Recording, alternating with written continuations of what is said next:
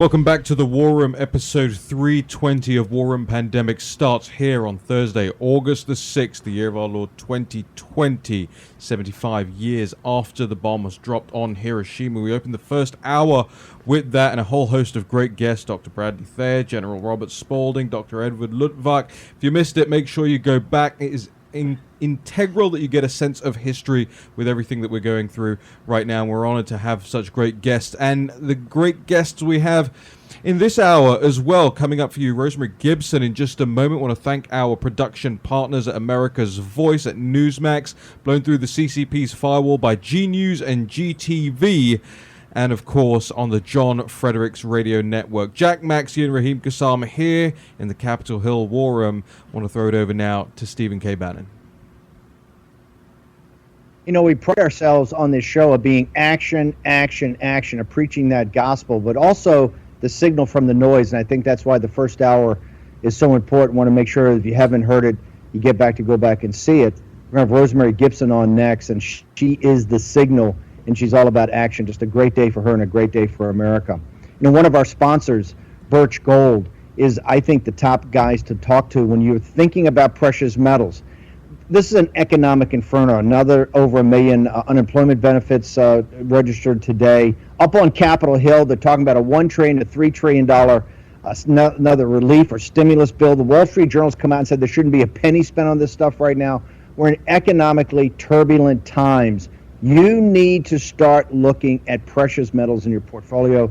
The guys that do it with is Birch Gold. Go to Bannon 474747. Text that today. Get your 20-page report. You've got to start thinking about this. This is the signal, not the noise. Start thinking about precious metals in your portfolio because, folks, this is just the beginning of the fourth turning. Now I want to turn back to the guys in the studio. We have Rosemary Gibson. I think the first time we had her on was either late January or early February. You're a patriot today. Just huge news coming out of Ohio where the President of the United States is going to go.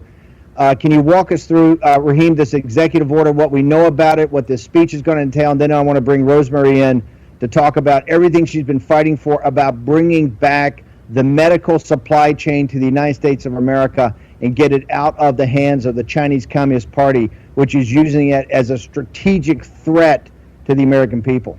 Well, I won't say too much here. I'll let the victory lap go to Rosemary in just a second. But the story goes, the USA Today story this morning, that President Trump will sign an executive order in Ohio today requiring the U.S. government to buy essential drugs from U.S. companies. Rosemary, why don't you tell us more?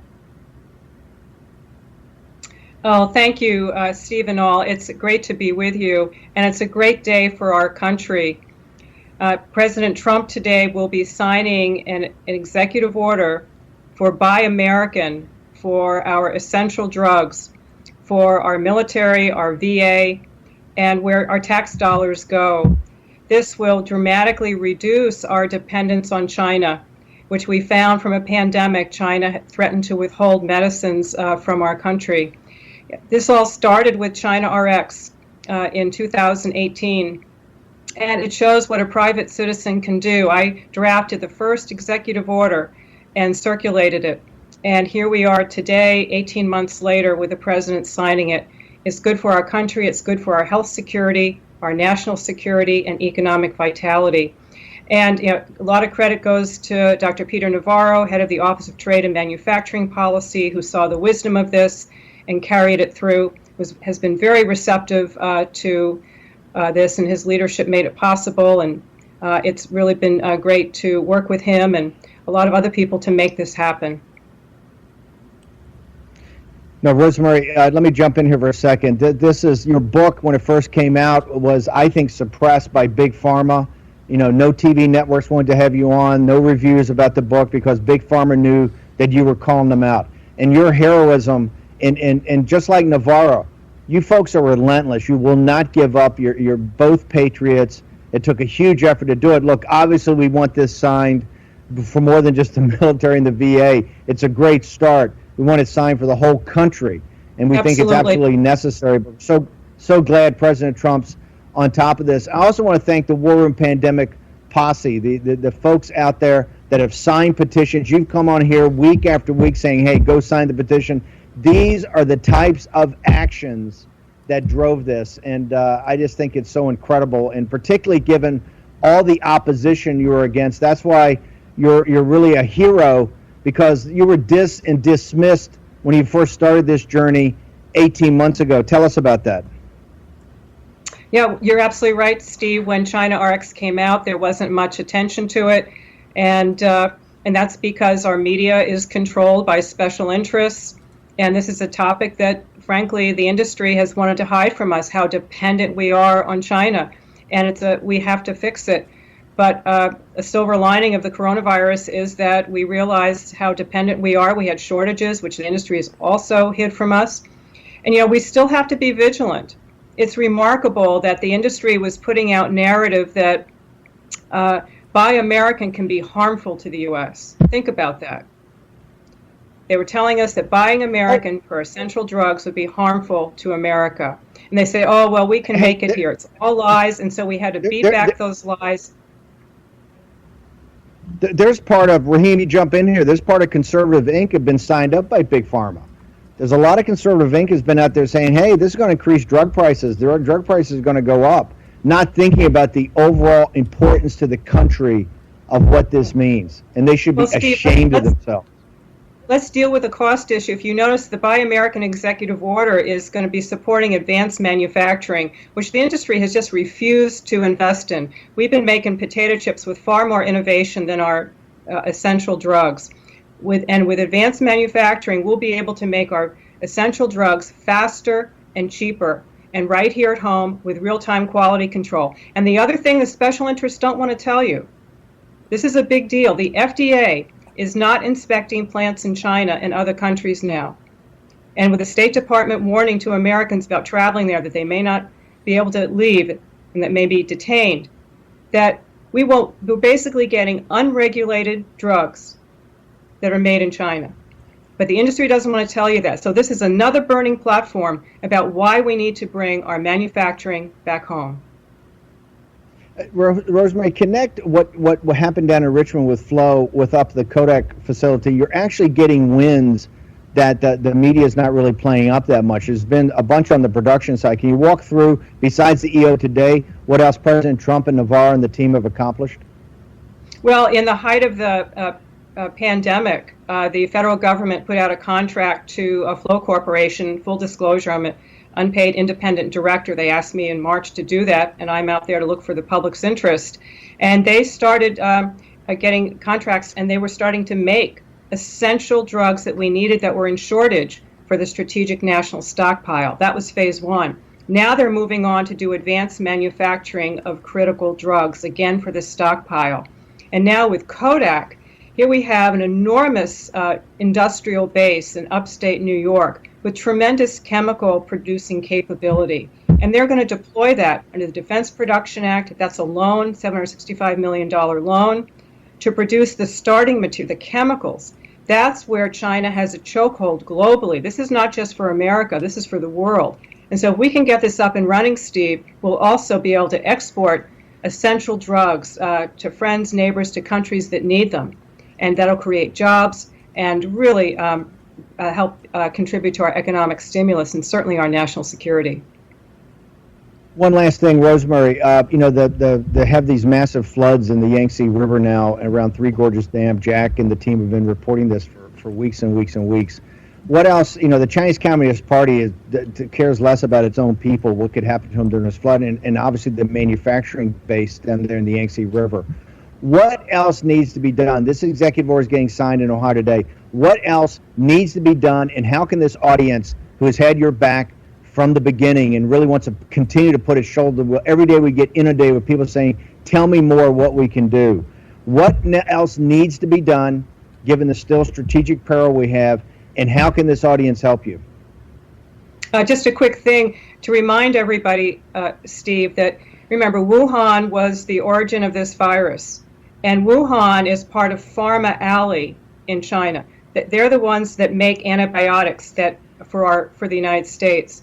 So we saw what happens during a pandemic. Things shut down. We have to move away from that dependence. But here's what people can do.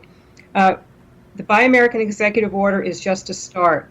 We have to make sure that it's implemented with fidelity and to make sure that manufacturing comes back to the U.S. in the public interest. This can't be a free-for-all for companies to come in and loot the taxpayers. It has to be done in the public interest. These are the basic generic drugs you need to run hospitals.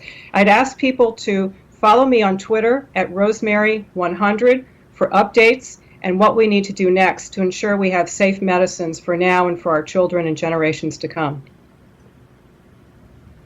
Rosemary, I want to thank you. Great day for you. Great day for the president out in Ohio. Big day of signing this. And also, I'd like people to read. People got to read China RX.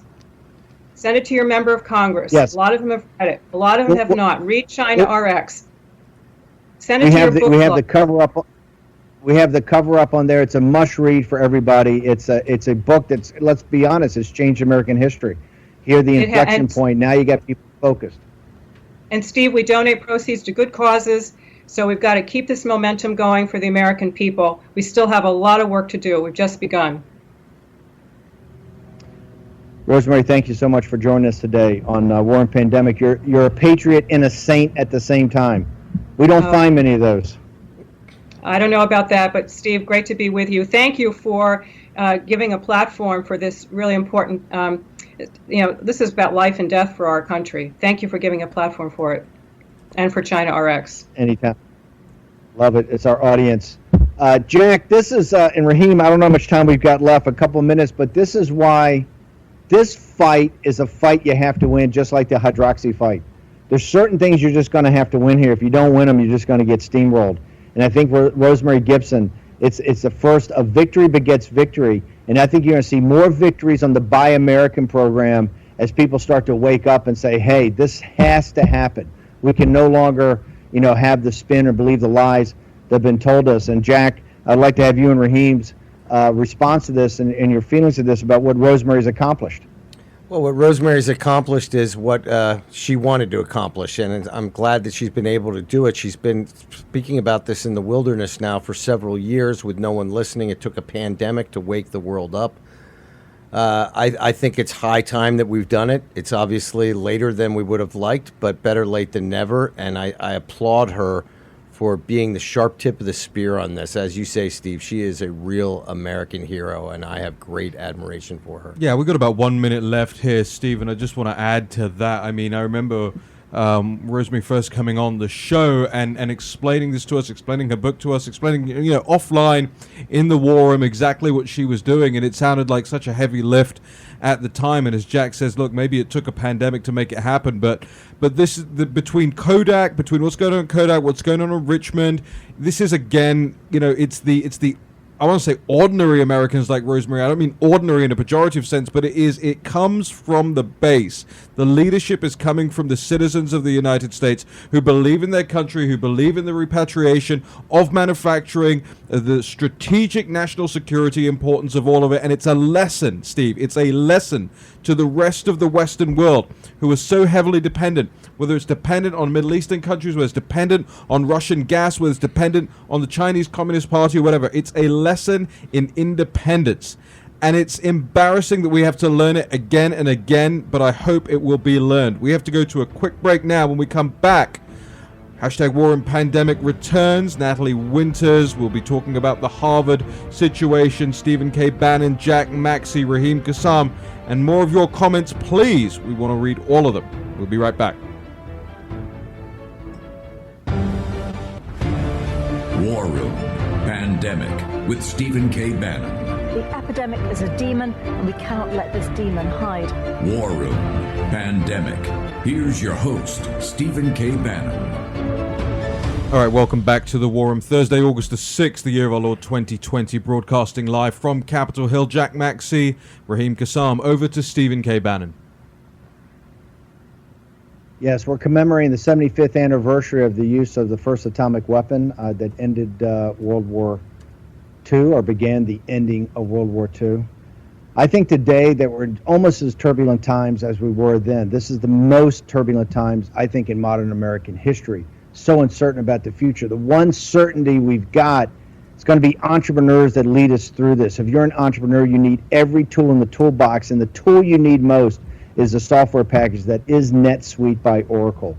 Go today to netsuite.com/Bannon, Bannon, to get your 7 action steps every entrepreneur should be taking in these turbulent times, and also get a site tour of NetSuite. Remember, if you're an entrepreneur, you're going to lead us through it. To be a leader, you need NetSuite, whether your company's $1 million in revenue or $100 million in revenue. So go to netsuite.com/Bannon today to get your 7 action steps and your site tour. Raheem, I want to say the last segment in the action the president's taking today is a compliment and a shout out to our audience. That's what makes this show. Look, we're not here to entertain you. We're not a typical talk show. We've got over 12 million downloads now on the podcast. We're ubiquitous everywhere, including in mainland China.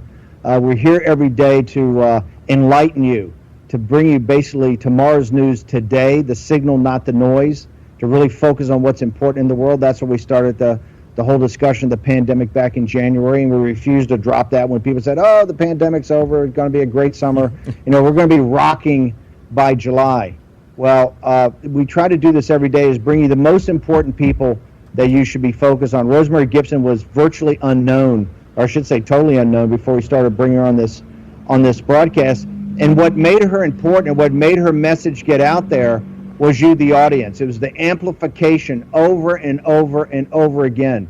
The way we treated her, buying her book, the way it moved up the Amazon list, and also getting onto the petition that the White House had. So you as an audience are having a huge impact. I'm public enemy number 1 in China by the CCP because of what you guys provide. The CCP intelligence apparatus watches this show every day. It goes through this show. It understands the power of the deplorables, and particularly the power of the deplorables combined with Lao Beijing, the deplorables of China, to get the freedom of the Chinese people. So look, this is the first of, we've had many, many victories here. Victory begets victory. We've got this huge one we've got to get on hydroxy. We're turning over the entire Saturday show where we normally focus on China. This Saturday, we're having a national town hall on this whole issue of hydroxychloroquine.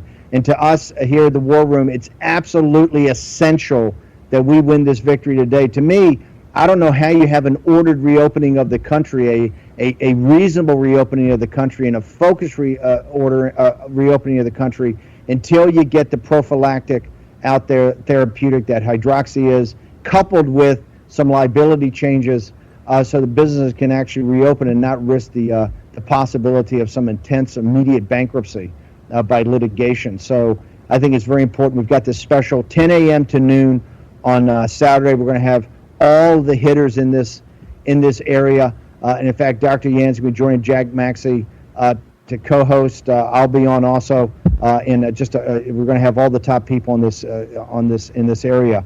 And we need you not only to come and watch on Saturday, we need you to tweet it out. And more importantly, we need you to get in back of the message that Dr. Risch, Dr. Vliet, Dr. Yan, and others are putting forward about hydroxychloroquine. So, guys, I want to turn now. We got a young rock star, Raheem, that's at the cutting edge of these stories. I want to frame this in the fact of this is what managed decline looks like when our elite institutions fail us. Jack, I wanted to start with you about Yale and about this whole thing with Dr. Risch, and then turn to Raheem and this breaking story that they're all over in Miss Winters about my alma mater, Harvard. Well, what we're watching, Steve, we're seeing this little Maoist revolution play out in our streets where we're trying to shame individuals for their position, their beliefs, etc. We're watching this happen in academia as well. Last week, the dean of the Yale School of Public Health came out with a supportive letter concerning Dr. Risch, essentially promoting the idea of academic freedom. Unfortunately, his peers at Yale University are not nearly as charitable as him, and they just published a paper today or yesterday essentially condemning their peer and basically saying it's critical that we follow science where the evidence leads us in this climate. It's important to rely on the data above all else. Essentially, they are hammering him with faint praise, if you will.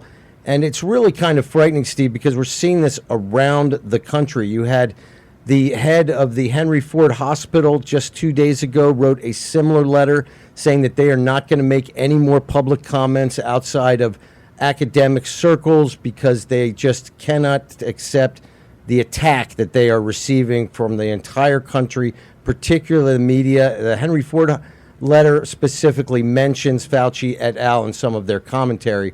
So, this is something very disturbing, Steve, and it's something that's a problem in academia that is being highlighted because of this specific reality, but this happens every day and every single topic inside places like Yale University. Look, the Yale faculty that signed that obviously want Dr. Risch to have a struggle session, just like the Red Guard.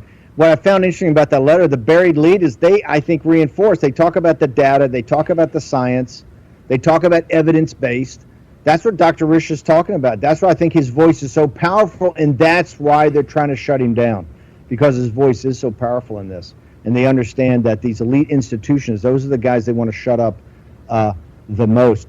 Want to turn now. By the way, we're going to talk about what the action the president can take. You know, we've had guests on here saying the executive order, and we had Dr. Vliet and Senator Ron Johnson. We're trying to get them on the town hall and talk about this executive order. Action has to be taken. If you don't win the hydroxy proxy war, I don't know how you go forward and actually do a reasoned and sensible reopening of the country. And so, because I think the vaccine is a ways away, I personally don't believe you're ever going to get a vaccine, but greater minds than mine say they are. I think it's being very rushed. And it's kind of a lot of things I see right now look half-baked, but we'll have to see on that. But I don't think you can wait around. We cannot wait around for a vaccine, particularly given a lot of people's reasonable fear about vaccines right now. And I'm not talking about the hardcore anti-vax crowd. I'm talking about people very reasonably, very concerned about what they're hearing about China, about hacking, about where this all stands. So that's why hydroxychloroquine actually becomes more and more important. We're very honored to be the first people to talk about it, just like China RX back in January of this year. And we're going to continue to drive this every day on the show. Raheem, I want to go now to Harvard, and you guys, the National Pulse, have been doing some incredible reporting. But it's stunning to me that an elite institution, particularly with this type of endowment and the capital they have already and their reputation, are kowtowing and really becoming useful idiots to the Chinese Communist Party. I want to turn it back over to you and your brilliant young reporter that's all over my alma mater. Yeah, Natalie Winters, welcome back to the program. Natalie's a senior reporter at thenationalpulse.com. Natalie, some high praise. Steve used to call me a young rock star. I won't say for the audience what he calls me now. It's not fit for air, but it's high praise indeed. Natalie, I want you to walk us through this Harvard story. Let's start. We may have to bring you back, hold you over the break because we've got 3 minutes left here. But start us off with the original story, which got, the world interested in Harvard. We've seen other people pursuing Harvard now on these same grounds too, and then how it pertains to the recent sanctions story that you just ran, Natalie. Sure. Well, to call Harvard a collaborator is an understatement. They're basically ground zero for the Chinese government's billion-dollar infiltration and influence assault on academia. Specifically, the prestigious Harvard Kennedy School's Ash Center for Innovation and Diplomacy has taken in millions of dollars from not only the Chinese Communist Party itself, but also Chinese state-owned enterprises, and even those who direct the center have clear financial conflicts of interest, as they list themselves as advisors to not only Chinese companies, but also American companies seeking to do business in China. And even they run an admissions consulting firm for exclusively Chinese students. And the recent story that we have up at the National Pulse is really a testament to the pitfalls of Harvard being essentially a mecca for Chinese capital. So to contextualize what happened, this comes hot on the heels of Barr and Pompeo's epic speech on China, both of them which highlighted the Chinese Communist Party's human rights abuses in the Xinjiang region. So this Ash Center for Diplomacy in at least 2011 and 2012 actually trained high-ranking officials from this company called the Xinjiang Production and Construction Corps as part of a delegation which was handpicked by the Chinese Communist Party. But these officials came overseas to the United States, to Harvard, met with prestigious professors, got world-class Harvard instruction on how to be better rulers. And what's more, Harvard even leveraged their name to supply these officials with meetings at the State Department and other local, state, and federal government organizations in the United States. And Natalie, when we come back, we're going to go to a quick break now, but when we come back, this is how the CCP and its apparatchiks launder their credibility. We heard the Chinese ambassador to the Court of St. James's in London talking about the study from the Ash Center during a BBC interview, said there's no problems in China with Chinese, Communist Party leadership, because this survey that the Harvard Ash Center was plugging said that there was a 93% CCP approval rate in China, and they didn't go on to say exactly how that report was put together, and the report itself, which we dug into, didn't even list how the survey was conducted. Natalie, when we come back, we'll just finish off that point. War and Pandemic returns. Stephen K. Bannon, Jack Maxey, Raheem Kassam, live here from Capitol Hill in just a second.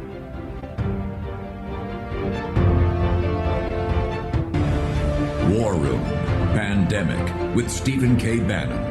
The epidemic is a demon, and we cannot let this demon hide. War Room Pandemic. Here's your host, Stephen K. Bannon.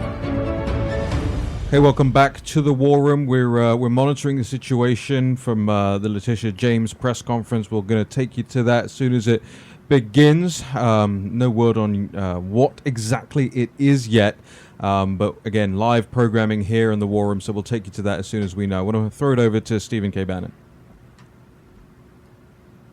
Look, Oracle's the number one platform on the cloud. NetSuite by Oracle is the number one platform for entrepreneurs. It's entrepreneurs going to lead us through this economic inferno. Go today to netsuite.com/Bannon, Bannon, and get your 7 action steps every entrepreneur should be taking, plus a site tour. Whether your company's $1 million in revenue or $100 million in revenue, this is the tool you need. Your toolbox, it pulls it all together. Your capital asset pricing model, your inventory, human resources, your revenue, your financial model, all of it. If you're an entrepreneur, you need NetSuite by Oracle. That's the software package you need. I want to thank them as a sponsor of the show here, where we focus on the signal and the noise. The reason Letitia James is important, we've talked about her now for months and months and months, talked about war room impeachment. I think she'll be on the short list. If Kamala Harris is the vice presidential pick, I think she'll be on the short list to be Attorney General of the United States if Joe Biden wins. And people better start to understand she's quite powerful. Today, I think there's 3 choices of what she could announce. Either a deep investigation of the NRA, which corporate headquarters happens to be in New York State. It's a historical kind of issue they've had for 125 years. I think they've been in New York State. It's either a deep investigation of the NRA. It looks like after Deutsche Bank, she may be the pincer movement with Cy Vance, the prosecutor in Manhattan. She may be the pincer movement at the state level against President Trump and the Trump organization, or it could be something related to the Epstein investigation. She wouldn't, she's pretty understated. And she said yesterday something of national importance. So this is going to be a big one, and we'll bring it to you live, guys. I don't know what Twitter's saying right now, but this is going to be something very important. Steve, I don't know if you mind, but I wanted to circle back because our audience really gets what we're trying to do, which is connect these threads of history and these threads of human experience to try and guide us going forward. And somebody made a great comment on our thread today concerning the remembrance of Hiroshima and Nagasaki. He said, today the world remembers Hiroshima, 150,000 dead, Nagasaki, 75,000 dead, and the world must never forget this. The CCP virus, 710,000 dead, 19 million wounded. Hashtag War Room Pandemic. People are listening, Steve. Guy cut right to the chase. People get it. By the way, in regards to that, and for our audience, and I don't want to pick on Yale because, Miss Winters and Raheem are going to come back and start hammering Harvard in a second, as they should be hammered. But, with all this, the CCP virus, all the death and destruction, Yale has on its board of trustees a Mr. Zhang, Zhang, of Hill House. And Hill House is known as the CCP's kind of venture capital arm. It takes money from all over the world. He puts money everywhere. This guy's a senior member of the Chinese Communist Party. And this guy, he has to be investigated and, to me, bounced off. I don't know how Yale University has on its board of trustees a senior member of the Chinese Communist Party. And if they're going to sit there and go, oh, we've investigated this guy, we've looked into it, and he's not CCP, that's a lie. Okay? It's just like Jack Ma said for years, oh, I'm not CCP, until he admitted it. Everybody in those senior positions in the finance area of China is a member of the Chinese Communist Party. And Yale has on its board of trustees a member of the Chinese Communist Party, given everything they've done on organ harvesting with the Uyghurs, with the Tibetan Buddhist underground house Christians, the Falun Gong, in Hong Kong, and now with the CCP virus. It is outrageous that Yale University has a senior member of the Chinese Communist Party on its board. These elite universities, it is sickening. The support they've had from the American people, the support they've had from the American taxpayer, and now today to be taking blood money from the Chinese Communist Party, want to turn back to Miss Winters and Raheem to lay the hammer on Harvard as it should be. Yeah, Natalie, just picking back up there, and by the way, that's a live assignment that Steve just gave you on air. That's something for us to report into on Yale. But let's pull back to Harvard just for a second.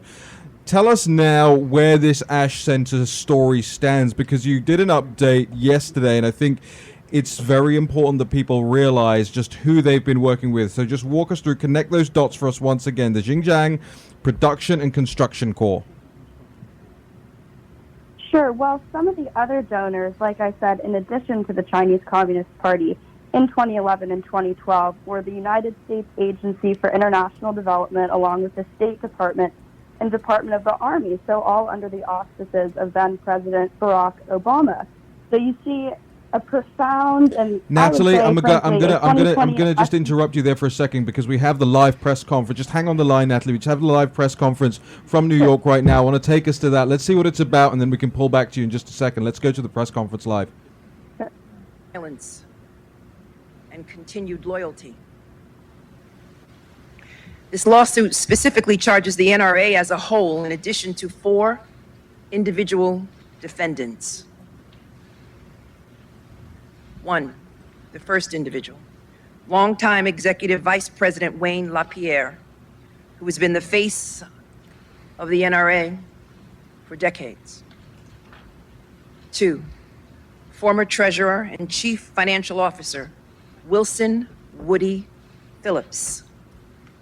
3, former Chief of Staff and the Executive Director of Operations Joshua Powell. And 4, Corporate Secretary and General Counsel John Fraser.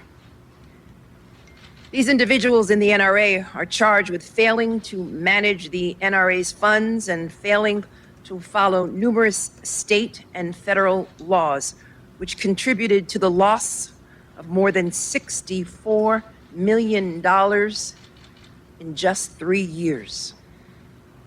Since its founding in 1871, the NRA has been a registered not-for-profit charitable corporation in the state of New York. And these organizations are required by law to register and file annual financial reports with the Office of the New York State Attorney General, and okay, let's bring it back here to the war room now. We know what the Attorney General there in New York is saying. The charge. Raheem, I want somebody on this with updates while we go through this, because it's very important. The NRA looks like they're dropping the hammer. Yep. On the NRA. This is obviously going to have a big impact in the conservative movement, a big impact in the in this 2020 election. So this is not a small thing. Just as citizen gun ownership, with everything that's been going on recently, Steve, citizen gun ownership going up and up and up. And this is the time that they choose to target the NRA. The Washington Post has the story up. New York Attorney General seeks to dissolve the NRA in suit accusing gun rights group of wide-ranging fraud and self-dealing. We're going to keep an eye on that. Vishbora is keeping an eye on it in the war room right now. So we'll bring you any updates as we have that information. There was a lot of speculation about what that press conference was going to be about. That's why we wanted to go live to it as well. It is a big deal. The chief executive in the NRA and several of his top lieutenants lieutenants being accused of engaging in decades-long fraud. So we'll keep up to date on that and see exactly what the charges Attorney General Letitia James is leveling at them. I want to just quickly take it back with Natalie Winters and wrap on the Harvard. But Natalie, take your time over this, because this is an important part of everything that we've been discussing on the show today. The Xinjiang Production and Construction Corp. Just take us away. Sure. Well, a testament to the managed decline, you saw the Obama administration directly funding the Ash Center. So as the Trump administration takes yet another stand against the Chinese Communist Party, moving to sanction this company, the Obama administration was sending millions of taxpayer dollars to help train them overseas. And one other thing I'd say, which you guys have been talking about, this sort of Maoist purge in academia, not just against people who take a positive stance on hydroxychloroquine, but conservative speakers, conservative students, conservative activists at large, right? They're not allowed on campus. But when Xinjiang Production Corps came to campus, there was no pushback, no protest, no petition. So it's really easier to be a Chinese Communist Party member than it is a conservative on college campuses today. It's an incredible America. story, Natalie. It's up at the National Pulse. Just quickly before we let you go, I want to get you to address this latest TikTok, their publicity attempt to make them look like they are cleaning house. They have partnered with a group called Lead Stories. Now, people who listen to this show, who check the National Pulse often, will remember Lead Stories, because Alan Duke, the editor-in-chief of Lead Stories, actually took some frustrations out on both you and me, Natalie, when we called them out for falsely fact-checking a National Pulse story and getting it wrong about the Black Lives Matter donations going to Act Blue. But TikTok, controlled by the Chinese Communist Party, is now partnered with Lead Stories and Alan Duke. So does this mean, Natalie, that Facebook, which uses Lead Stories, is using a CCP partner, CCP-controlled company's partner? This is the depths to which these links are all in place right now, ahead of the election. Yes, exactly that. And again, TikTok, like you said, is already under fire for foreign interference, for Chinese Communist Party ties. So the company, being Lead Stories, and its source of revenue, which is a news aggregation site known as Trendalizer, isn't even controlled by an American. It's controlled by a Belgian national. Again, Belgium is a friendlier country to us than China is, but in terms of running away from accusations of foreign election interference, adding Lead Stories to TikTok certainly doesn't absolve them of those charges. And what's more, Lead Stories, like you said, Raheem, has not only gone after the National Pulse's content, but overwhelmingly, if not exclusively, at least per FEC election records, every single staff member there has donated, or not every single staff Anyone member, who has donated to to the Democrat Party or Democrat candidates. Has donated to the Democratic Party. And half of their staff, over Natalie. 100 years of Go ahead. over 100 years collective experience at CNN, which we've similarly exposed at the National Pulse for funding Chinese government-funded Marxist journalism schools and having a revolving door with China Global Television Network, a state-run outlet.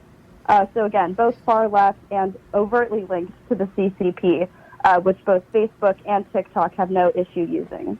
You know, these are the signals from the noise, and we're so grateful to have people like Natalie Winters doing the real research, the real reporting out there. As soon as we saw this latest statement by TikTok, we knew exactly who Lead Stories were, we knew exactly who their staff were, we knew exactly where the money trail goes to, and it's all up at the National Pulse now. Natalie Winters, just tell our audience where they can get more from you, how they can follow you online.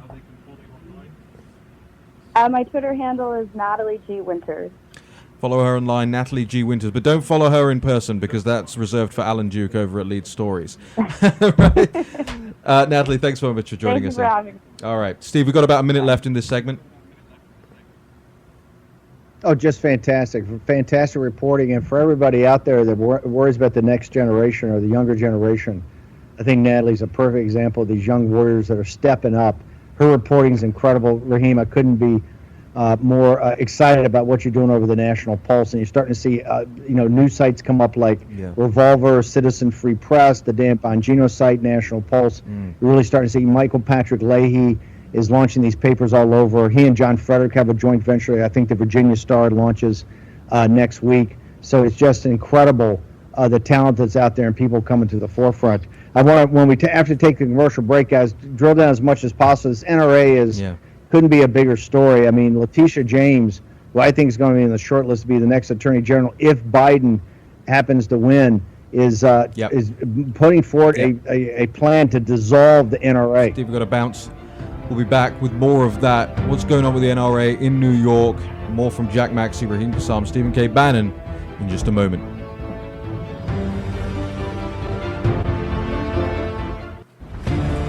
War Room Pandemic with Stephen K. Bannon. The epidemic is a demon, and we cannot let this demon hide. War Room Pandemic. Here's your host, Stephen K. Bannon. Okay, Bannon had to bounce, had that shuffleboard playoff, so, can't get in the way of that. Welcome back to the War Room, final segment here on Thursday. Gosh, the week's gone quickly. August the 6th, the year of our Lord 2020. I also want to bring you guys, whenever we can in these segments, when we get a chance to jump in here, guys, I want to bring you some of the things that we're focusing on that you don't necessarily see us talking about, but what informs some of the way we think and look at things. One of the stories that I'm looking at the moment is this Illinois News Bureau story about the journalists' Twitter use, and how if you think that reporters actually operate in a bubble, this study actually shows that they operate in micro bubbles, not just one big media bubble, but they actually hive themselves off into kind of congressional reporters and White House reporters and so on and so forth. People who follow this stuff intensely and live and work here in Washington, D.C. will kind of know this, but it's interesting to see they went through about 140,000 Twitter posts from 2,000 journalists and made this thing. So I'll be going through that today.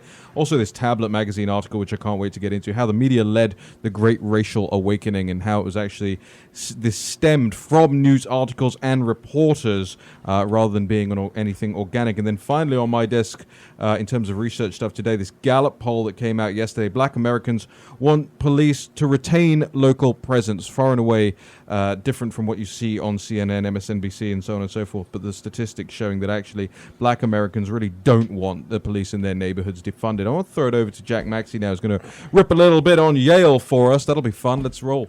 Well, I was just sitting here while we're talking in the break, and I looked up Yale president seeks to expand China ties. This is published in the Yale University publication, Yale and the World. He says that out of 5,900 undergraduates, 800 of them are Chinese students. They have 800 Chinese scholars.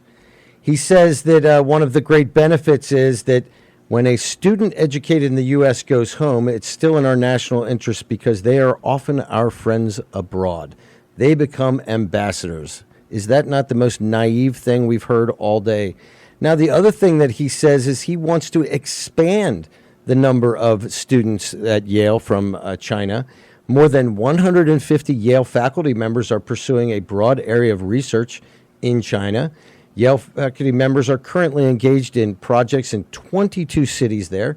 The Yale School of Forestry and Tsinghua School of Environment have a dual degree program. The Yale School of Public Health has a dual degree program with Shanghai Jiaotong University and Zhejiang University.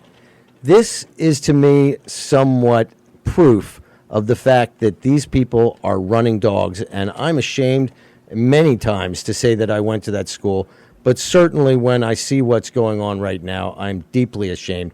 Not much has changed. I want people to know that it is a great patriotic thing. If you really want to boost up your love of this country, go to Yale and go see something that they call the rotunda, because written on the walls inside this round rotunda at the center of the campus are all the dead from Yale from every single war, including both sides in the conflict during the Civil War. This was a university that sent more officers to World War I than any other university in the country. And now today, they've become running dogs. The sad traipse of history is trampling over a proud history of a once proud university. Well, thank you, Jack, for that interesting update on Yale. And not to get too philosophical about it, but this is what, open societies leads to. I'm not just a conservative, but I am avowedly not a libertarian. I am a traditionalist. The people on the left would call me an authoritarian. But the rationale for that being that you cannot have open borders, you cannot have completely open markets, you cannot have completely open ways of functioning as a nation. If you believe in a nation, then you fundamentally believe that that has to be protected, that that has to be defended in some way. I'm not talking about high-level government interventions, but the point is there will always be foreign adversaries. There will always be people trying to use your liberalism against you. And that's why liberalism as a philosophy has to be kept in check. It cannot just be rampant, roughshod, Soros-style, open up everything, Jack. And as we took a look at Peter Solidays' prescription that these students are always our friends, let's remember, I believe Ho Chi Minh was educated in Paris, was he not?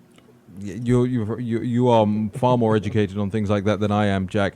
We've got a couple of minutes left here. The breaking news out of New York, ladies and gentlemen, is that the Attorney General Letitia James has called for the dissolution of the National Rifle Association and the removal of CEO Wayne LaPierre from the leadership post that he's held for the last 39 years. That's coming straight from the Washington Post, and the press conference that we're seeing now, slightly tautological if you think about it. If you are calling for the dissolution of the NRA, then surely the removal of the CEO is part and parcel of that. But I suppose that not always common sense coming out of the Washington Post and or Letitia James. We're following that story along today. It's going to have great ramifications for, an organization and an entity that has been so powerful. And I wouldn't even say on the political right. There are so many people on the political left who are members of the National Rifle Association. It has a rich and proud history, and we will wait to see the evidence of what the Attorney General of New York is claiming here. But certainly she seems to believe that it is worthy of attempting to dissolve the NRA. Well, I will say, for people who have been observers of the inner workings of the NRA for the last several years, I think there probably is a problem. They've been paying themselves enormous amounts of money. You've got evidence that Wayne LaPierre was buying French suits and all this stuff with the credit card. Many of the senior members What's wrong with the French suit? were spending way too much money. And I will say, since the NRA is a deplorable institution, they've got to cut back some of the high-flying spending and get back to being an advocate for American gun owners, not a single one of which probably has the number of suits that Wayne LaPierre has. Well, you won't get any arguments out of me on the just how some of these organizations, even on the political right, get a little bit too big for their boots and start spending. We've talked about this. We've reported on it on the National Pulse before, specifically about groups like the Heritage Foundation, $80 million a year budget. Meanwhile, when we try and launch a real investigative news site, I'm here rubbing two pennies together for the National Pulse, but that's the way it goes. Jack, we'll be back tomorrow, and we also have this fantastic case for hydroxy town hall on Saturday. I want to make sure that everybody, you set your alerts, you subscribe to War Room. It's free across the board. Make sure that you're subscribed to the newsletter at pandemic.warroom.org. The case for hydroxy and War Room Pandemic will return tomorrow morning with Jack Maxey, Stephen K. Bannon, Raheem Kassam, and hopefully each and every single one of you, plus the people you invite to watch tomorrow. See you then.